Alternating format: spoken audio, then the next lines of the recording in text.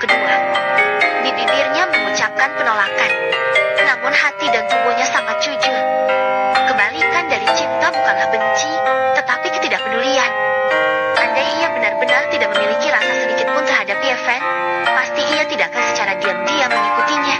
Dan saat melihat Yeven akrab dengan Chu Mengyao, cemburunya tidak akan meluap begini. Ia pun tidak tahu sejak kapan sebenarnya ada perubahan halus dalam hatinya terhadap Yeven.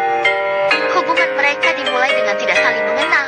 Pertemuan pertama mereka saja, celana kulitnya robek akibat perkelahian dengan Yeven, hingga kancing jaket kulitnya pun terhempas. Sangat memalukan. Dan Yeven bahkan mengejeknya, mengaku bernama Hao Lao Gong, suami bayi. Namun seiring waktu berlalu, Qin Maya tidak bisa mengelak dari ketertarikan yang tumbuh terhadapnya.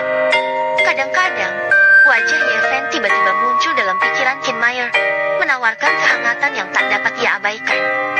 Hati yang terpendam selama lebih dari 10 tahun itu, baru pertama kali merasakan getaran kasih yang memuncak.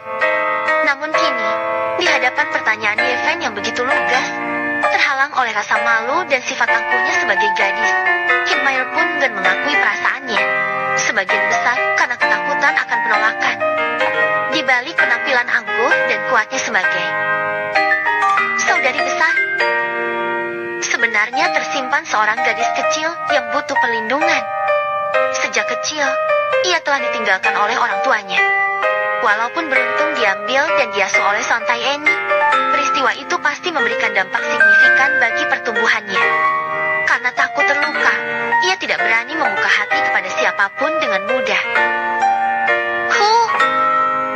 Tiba-tiba, Qin Maya menarik napas dalam-dalam, memandang Yeven yang berada di dekatnya, ragu-ragu mengatakan, "Kau, mengapa berpikir begitu? Jangan-jangan kau menyukaiku dan sengaja bertanya seperti itu?" Hampir seolah menantikan jawaban Yeven. Matanya yang indah berkilauan cerah, seakan memancarkan semangat yang meluap-luap. Saat itu, Yeven mengusap dagunya, mengadopsi pose klasik seorang detektif seperti Conan untuk menganalisis. "Meyer, kau sepanjang hari ini tampak aneh. Selain mengikuti aku menonton film, kenapa kau begitu peduli tentang diriku dan Mengyao?"